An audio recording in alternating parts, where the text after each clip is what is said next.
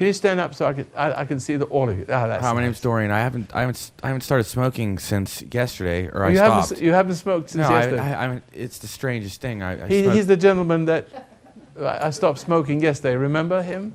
So I don't know. You did something, so you must have helped or something. Come up over here. Okay. Come over here. Please don't make me start smoking. No. I don't, you made me stop, but I don't. I threw them all away yesterday. Okay. Yeah. Who are you, really? So, I just want you to realize that you care for me, don't you? That's a good thing. That's why, because that caring, I've translated it into showing you something about yourself, a power you have. That's not my power. I could have hypnotized you and done the same thing. I hope I haven't. But because the hypnosis is and helping you to find your own selfhood, your own power, is they look the same. I could produce the same effect with using hypnotic states, and I know how to use that. But I'm going to say this to you, so I want to be transparent with you. I want to be absolutely transparent. I don't believe that you were hypnotized, although it could be. I believe that you know how I did it with you. I said, be aware of what you're doing. If in the hypnotic state, you draw people away from that awareness. You draw them into their emotional states. And therefore you control them in that emotional state. If you will now apply the principle by which I stopped you from smoking, apparently I did that. I didn't do anything. You did it. So therefore, I want you to know that you have the power to stop being angry. Wow. You never thought of that? I've been talking about it all day. Well, I just woke up. I don't know what happened here. I missed half this, You were sleeping? Yes. But in the back there? Yeah, oh yes, I was sleeping in bed. I woke up Oh, and I I asked my see. roommate, he says, oh, Oh, God, I know man, what's happening. So I just walked in now. I'm like, Oh, man, okay. I missed half of it. You missed, yeah, okay. So I get it. So you've been a pretty tense guy most of your life, haven't you? Yes. And you needed that rest. Maybe, You yes. actually had a good sleep, didn't you? Yeah, it feels great. I know. See that? I know what it is. You're beginning to relax now. Pressures are going away. See, the struggle is going away. Isn't that right? Yes. Something's happening to you. But let me see. Let me really, really, really focus on that very fine apex. You know, the universe has to have a founding principle. Yes. Disease has to make an entry and enlarge itself, right? Same way. Yes. It's not a disease if it's one germ. Okay. It's got to bring in its friends. It's got to multiply. And so your dis-ease, what you call it, your way of life multiplies to the degree that you're overreacting to the world. You cannot love God and overreact to people because you become subject. And so the evidence that you have found God is simply this.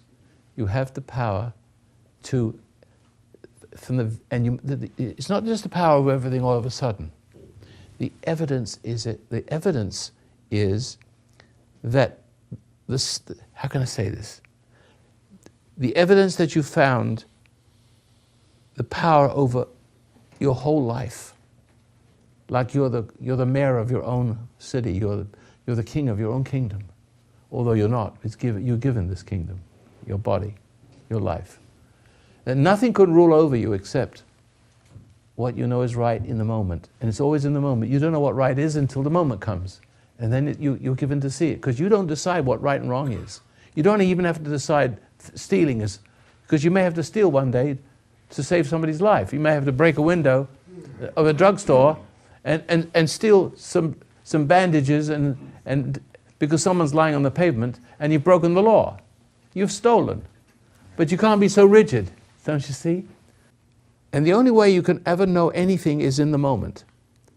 In other words, nothing is predetermined. You don't see through yesterday's eyes. You can only look with today's eyes. But if you're upset and angry, you're always looking through yesterday's eyes. See, it's always tainted with yesterday's thinking and judgments and confusion. Follow that? Yes. So what you need is clear. And what keeps you clear are in the 2 commandments. Love God, cleave. What you're doing when you meditate, you're cleaving. You're separating from your thoughts that has been the master of your soul. The soul is going to be master of the body. But the soul itself needs a master. See, you cannot separate yourself from the evil master, the wicked one, that controls you through your emotions, that runs rampant through the world. You see the love of the world, the influence of the world. And so the evidence that you have found it is that you can patiently endure cruelty, that you don't take insults personally. See?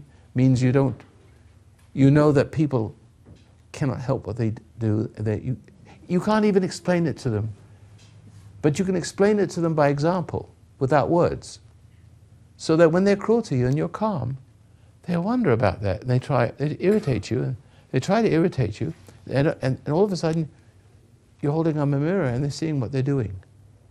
And they either stop or they run. They leave you alone because you're too strong for them. You have, in order for you to control you, you have to fold. And there's never a point where you will. Do you understand that? But the only reason why you'd fold is you get irritated. So this translates into the 2 commandments. Love God, cleave. Like you'll cleave to a woman, you cleave to a God. That's the first rule. And what you're doing. You still love a woman, but you're not stuck on her. Your life doesn't revolve around her or anything.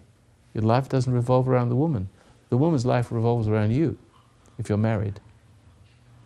You understand? And your life revolves around your Creator, and she can't intimidate you to it for anything, nor anyone can intimidate you. See, you're solid. And that is very important to keep this in mind wherever you go, in the back of your mind right now, in the front of your mind. So you'll see little people who remind you of parents, remind you of situations. There may be people in this room that irritate you. See, you may have seen some people.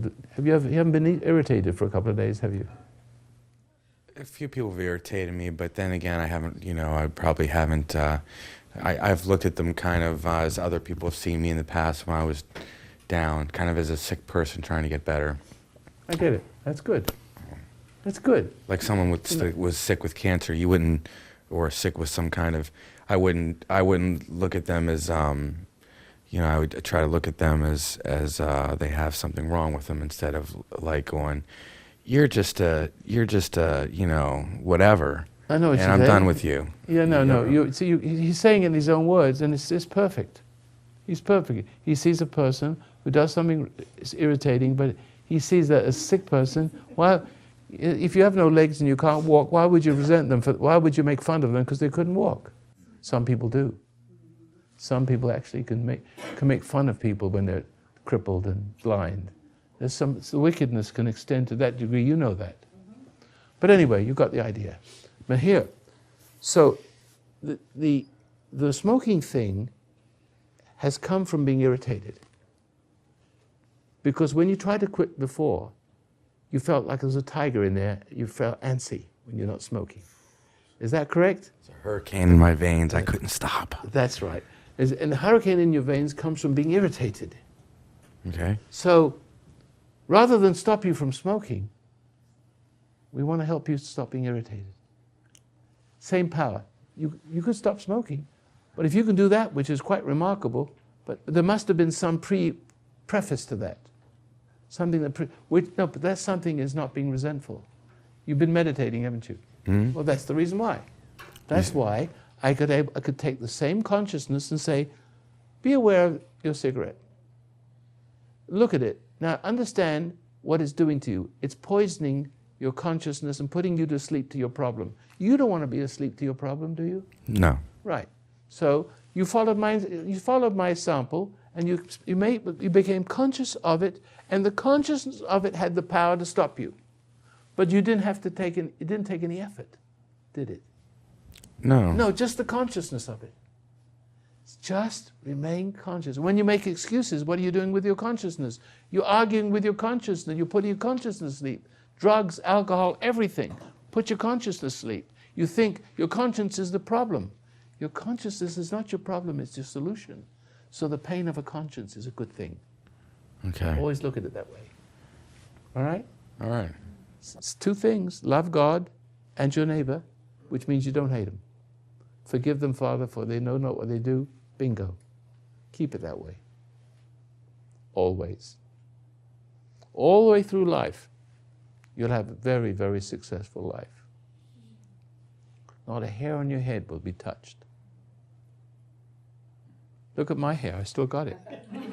It looks great. Yeah, it's very cool. Thank you very much. Do you have any questions at all? None. You're okay. Yeah, I'm gonna listen. You're going to walk out of this seminar a better man.